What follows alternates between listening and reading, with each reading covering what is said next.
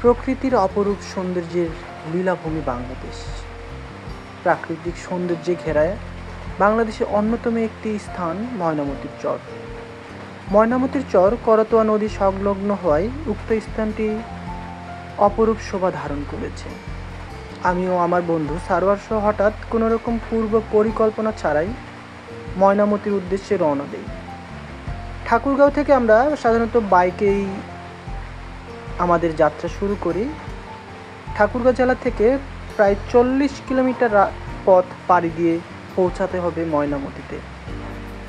ময়নামতি যাওয়ার পথে আমরা উপভোগ করি গ্রাম্য প্রকৃতি, আষাঢ়ের মেঘ, রাস্তার দুপাশে সারি সারি গাছ, একটা স্নিগ্ধ বিকেল আর আমাদের জীবনের গল্পগুলো, হতাশা, ব্যর্থতা, একজন সফল মানুষ হওয়ার পেছনের গল্পগুলো বলতে থাকি, শুনতে থাকি।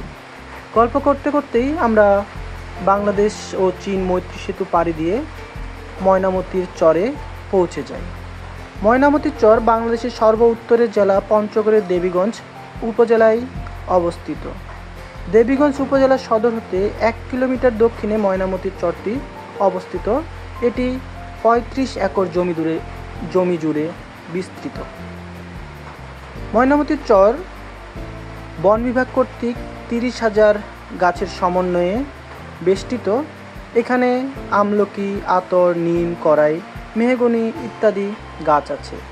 উল্লেখ্য, এখানে 2013 সালে ভারমুট এবং 5ম জাতীয় কমডেকা অনুষ্ঠিত হয়, যেখানে স্বয়ং প্রধানমন্ত্রী নিজে উদ্বোধন করেন।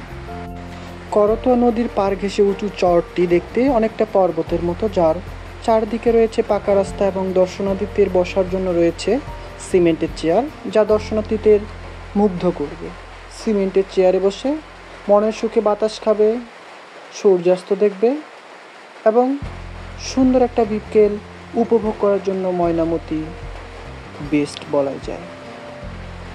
আমরা উপভোগ করলাম এবং এর মধ্যেই সন্ধ্যা ঘনিয়ে আসে।